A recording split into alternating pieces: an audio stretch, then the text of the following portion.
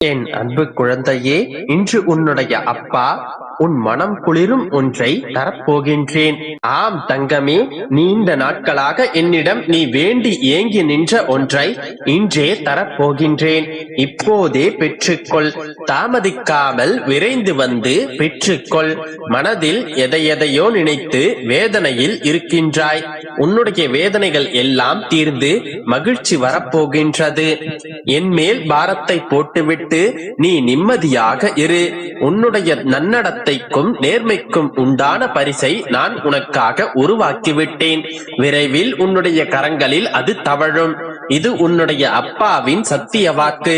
உன்னுடைய வாழ்க்கையில் நீ நிறைய சோதனைகளை அனுபவித்து விட்டாய். இனி சோதனைகள் எல்லாம் சாதனையாக மாறப்போகின்றது. நீ எடுத்த முயற்சிகள் அனைத்தும் வெற்றியாக மாறப்போகின்றது. உன்னுடைய அப்பா உன்னுள்ளேயே தான் இருக்கின்றேன். இனி எல்லாம் உனக்கு ஜெயம்தான். எல்லா சுமைகளையும் என்னிடம் தந்துவிட்டு தைரியமாக போய்கொண்டே இரு. வருத்தத்தை விட்டு பொறுமையாக உனக்கான இலக்கை நோக்கி போய்கொண்டே இரு. உனக்கு துணையாக நான் என்றும் எங்கும் இருப்பேன். நீ நடக்கும் பாதையில் முட்கள் இருந்தால் நானே முன் சென்று முன்பாக களைத்து விடுவேன். எதையும் பொருட்படுத்தாமல் உன்னுடைய இலக்கை நோக்கி போய்கொண்டே இரு. நீ போகும் பாதையில் மிக மோசமான மிருகங்கள் வரலாம், மோசமான மனிதர்களும் கூட வரலாம். எதை கண்டும் அஞ்சாதே, தைரியமாக போய்கொண்டே இரு. நான் அவர்களை தூக்கு வீசி பந்தாடுவேன். சாது மிரண்டால் காது கொள்ளாது என்பதை நீ அவர்களுக்கு காட்டும் தருணம் வந்து விட்டது. இப்போதும் கூறுகிறேன், உன்னுடைய இலக்கை நோக்கி போய்கொண்டே இரு. எல்லாம் நான் பார்த்துக் கொள்கிறேன். உனக்கான வெற்றி உனக்கு நிர்ணயிக்கப்பட்டு விட்டது. நீ என்னிடம் வைத்த கோரிக்கையை எப்போது நிறைவேற்ற வேண்டும் என்பதை நான் முடிவு செய்து விட்டேன். விரைவில் உன்னுடைய எண்ணங்கள், ஆசைகள், கனவுகள் என அனைத்தும் பூர்த்தியாகிவிடும். உன்னுடைய மனதை குளிரச் செய்யும் செய்தி கூடிய விரைவில் வரப்போகின்றது. பிறவிகள் மாறிக்கொண்டே இருக்கும், தேகமும் மாறிக்கொண்டே இருக்கும். ஆனால் கர்ம வினை நம் பின்னால் வந்து கொண்டே இருக்கும். மீதமுள்ள கர்ம வினைகளில் தான் பிறவிகள் தொடர்கின்றன. அனுபவிக்காமல் கர்ம வினை நீங்காது. வேறு வழி இல்லை. அனுபவிக்காமலேயே இருக்கவும் முடியாது. ஆனால் நீ இந்த கர்மாவில் இருந்து தப்பிக்கவும் ஒரு சில வழிகளை கூறுகிறேன் கேள். நீ தினமும் என்னை ஆராதனை செய்து கொண்டிருந்தால், என்னுடைய கதைகளை சுவாரஸ்யமாக கேட்டுக்கொண்டிருந்தால், பெருமாளே பெருமாளே என்று நீ அழைத்துக் கொண்டே இருந்தால், எங்கோ எப்போதோ கேட்பது போல தினமும் என்னுடைய வார்த்தைகளை பக்தியோடு நீ கேட்டுக்கொண்டிருந்தால், என்னுடைய உபதேசங்களை நீ கடைபிடித்துக் கொண்டிருந்தால், அதன் பலனாக இரும்பு போன்ற கர்மாவாக இருந்தாலும் பஞ்சு போல மாறிவிடும்.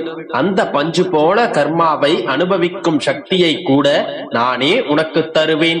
அதாவது தலைக்கு வந்தது அனுபவிப்பது தெரியாமல் தலைப்பாகையோடு போய்விடும். உன்னுடைய வாழ்வில் பல ஆச்சரியங்களும் அற்புதங்களும் நடக்கத்தான் போகின்றது. உனக்கு நடக்கும் அற்புதங்களையும் நீ உயரப் போவதையும் உன்னை வேண்டாம் என்று வெறுத்து ஒதுக்க பார்த்தவர்கள் எல்லாம் உன்னுடைய வளர்ச்சியை கண்டு பிரமிக்கத்தான் போகின்றார்கள். உன்னுடைய கஷ்டங்கள் எல்லாம் தீர்ந்து உன்னுடைய வாழ்க்கையில் நீ ஜெயிப்பாய். உனக்கான சந்தோஷம் உன்னை தேடி வந்து விட்டது. நீ என்னிடம் நீண்ட நாட்களாக கேட்டது உன்னுடைய கைகளில் சேரும். காலம் இப்போது கூடிவிட்டது. இன்று அதற்கான நல்ல அறிகுறிகளை நீ உணர்வாய். காலமும் நேரமும் கூடி வந்த நிலையில் கண்கலங்கி நிற்காதே மகளே. கவலையெல்லாம் மறந்துவிட்டு மகிழ்ச்சியாக இரு. மற்றவற்றை நான் பார்த்துக் கொள்கின்றேன். நம்பிக்கையோடு இரு. அனைத்தும் நல்லதாகவே நடக்கும். என் அன்பு குழந்தையே, இப்போது நான் இதை கேட்டுக்கொண்டிருக்கும் உன்னோடுதான் பேசிக் கொண்டிருக்கின்றேன். எந்த சந்தேகமும் வேண்டாம். இது உனக்கான வார்த்தைகள் தான். உன் வாழ்விற்காக நான் அளிக்கும் சத்திய வாக்குதான். இந்த வார்த்தைகளை நீ கேட்கும் நேரம் உனக்கான சந்தோஷ காலம் சர்வ நிச்சயமாய் ஆரம்பித்து விட்டது. கைவிடப்படுவோமோ என்ற பயத்தினை முதலில் நீ நிறுத்து. சற்று பொறுமையாக இரு. உனக்காக எழுதப்பட்டவை அனைத்தும் உனக்கு நிச்சயமாக வந்து சேரும்.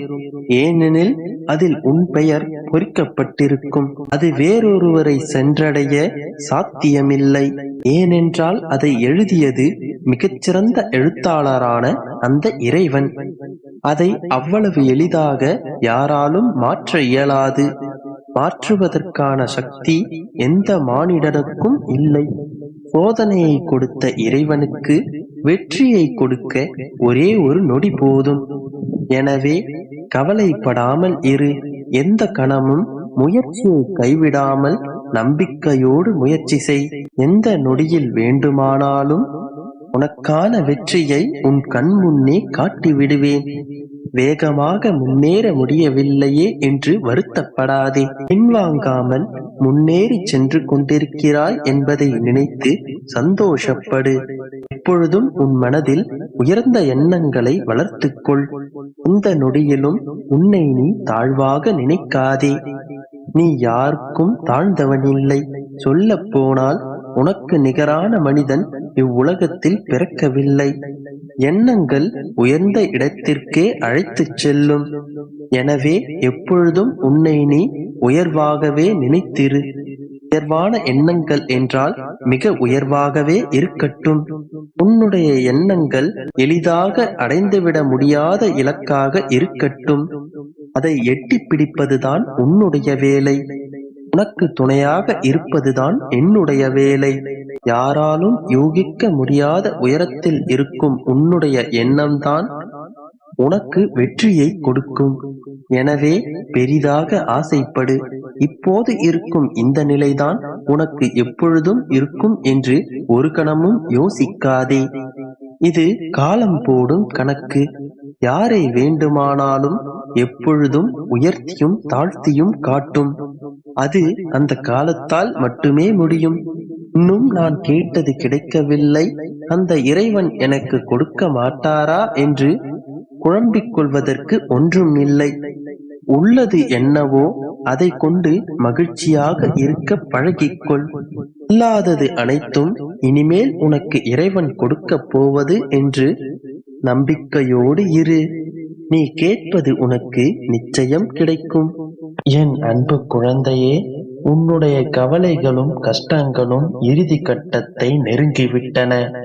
குழந்தையே, உன் மனதில் இருக்கும் ஆசைகளையும் விருப்பங்களையும், நீ எதிர்பார்த்து காத்து கொண்டிருக்கின்ற நல்ல நல்ல விஷயங்களையும் உன் தந்தை நிறைவேற்றி உன் கைகளில் கொடுக்கப் போகின்றேன். உன்னுடைய வாழ்க்கையில் இருக்கும் கவலைகளும் கஷ்டங்களும் சோதனைகளும் அனைத்தையும் உன்னுடைய தந்தை நீக்கப் போகின்றேன். இதுவரை நீ கனவுகளில் கண்ட சந்தோஷமான வாழ்க்கையை இனி நிஜமாக அனுபவிக்கப் போகின்றாய். நீ எதிர்பார்த்த வேலையும் உனக்கான நாளையும் உனக்காக நான் அமைத்து தரப்போகின்றேன். இனி நீ சிறப்பாகவும் ஆரோக்கியத்துடனும் அனைத்து செல்வங்களுடனும் சந்தோஷமாகவும் மன